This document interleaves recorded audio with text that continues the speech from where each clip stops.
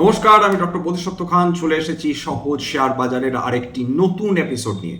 প্রিয় বন্ধুরা, আশা করি সবাই ভালো আছেন এবং সুস্থ আছেন। অবশেষে ইরানের প্রেসিডেন্ট পেজেশকিয়ান তিনি ক্ষমা চাইলেন। কি মনে হয় তিনি ইসরায়েল এবং আমেরিকার কাছে ক্ষমা চাইলেন?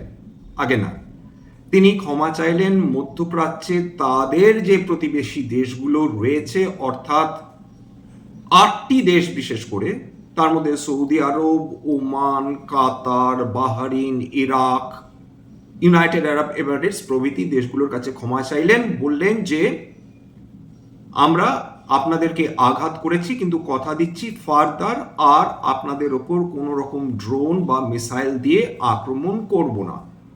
কিন্তু কিন্তু আপনারা যদি আপনাদের স্থল আমেরিকাকে ব্যবহার করতে দেন আমাদের ওপর আক্রমণের জন্য, তবে কিন্তু আমরা পুনরায় আক্রমণ করব।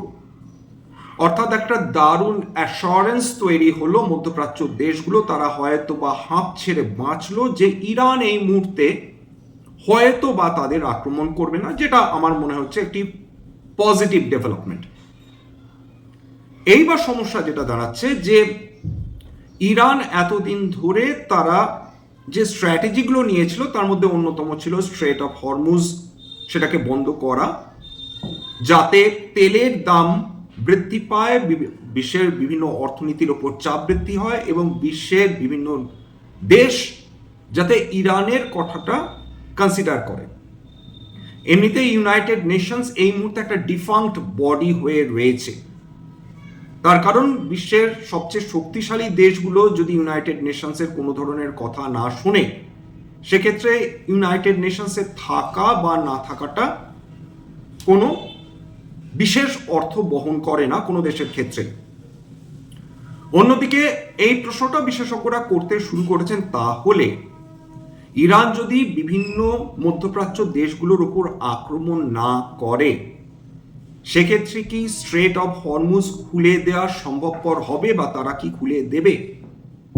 নানা অসমর্থিত সোর্স থেকে যে খবর আসছে তাতে ইরান বলছে তারা নাকি কোনো এশীয় দেশের ওপর আক্রমণ করবে না বা তাদের তেলবাহী ট্যাঙ্কারগুলোর ওপর আক্রমণ করবে না। কেবলমাত্র ওয়েস্টার্ন যে দেশগুলো রয়েছে বা পশ্চিমা দেশগুলো রয়েছে, তার মধ্যে অবশ্যই আমেরিকা রয়েছে, তার পতাকাবাহী যদি কোনো অয়েল ট্যাঙ্কার থাকে সেইগুলো ডেফিনেটলি ইরানের আক্রমণের লক্ষ্য হবে। এত কিছুর মাঝখানেও একটা ঘটনা ক্রমাগত ঘটে চলেছে, যার ফলে আমাদের এখন রাতের ঘুম চলে যাওয়ার মতন অবস্থা হতে পারে বা হয়ে চলেছে বলা যেতে পারে। বিগতকাল রাতে অর্থাৎ শুক্রবার রাতে 11:30 অবধি কমোডিটি মার্কেট খোলা থাকে। সেখানে একটা জিনিস খেয়াল করে দেখুন, ক্রুড অয়েলের দাম 12.21% বৃদ্ধি পেয়েছে একদিনে।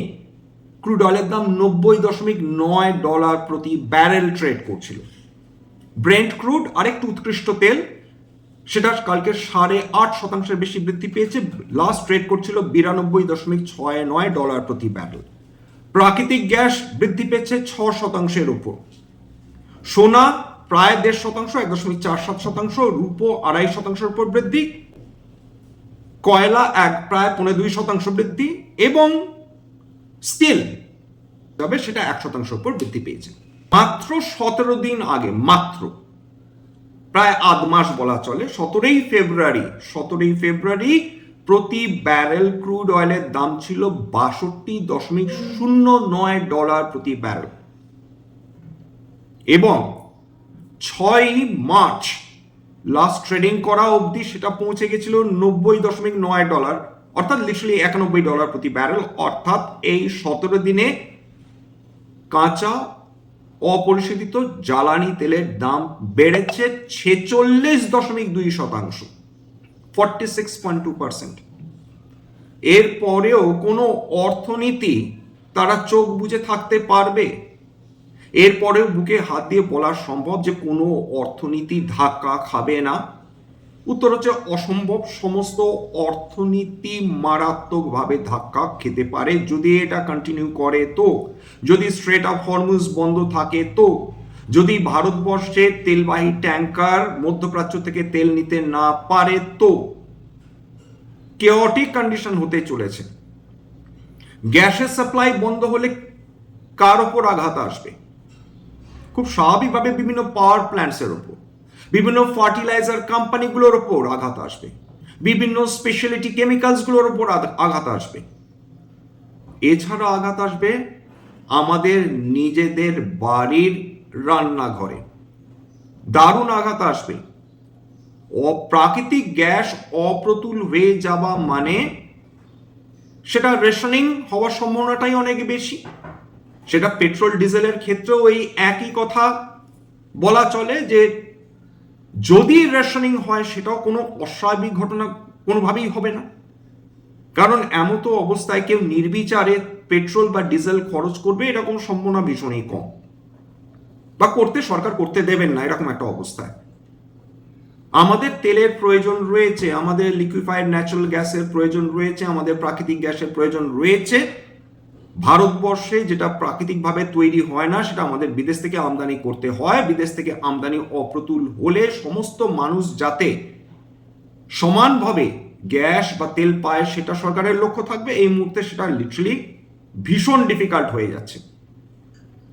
এইবার মাঝখান থেকে আমেরিকা তারা ইরানের ওপর যে আক্রমণ করছে সেটা কেবলমাত্র নয়, বকলমে ঘুরিয়ে বিভিন্ন ডেভেলপিং ইকোনমির উপরও আক্রমণ করে যাচ্ছে এবং প্রমাণ করার চেষ্টা করছে যে বিভিন্ন ডেভেলপিং ইকোনমি তাদের পক্ষে রয়েছে। তার মধ্যে একটি স্কট বেসেন্টের খুব গুরুত্বপূর্ণ একটা কমেন্ট, সেটাতে তিনি বলছেন যে ভেরি গুড অ্যাক্টরস, অর্থাৎ ভারতবর্ষ সেটা তারা নাকি ইউনাইটেড স্টেটসের পক্ষে রয়েছে।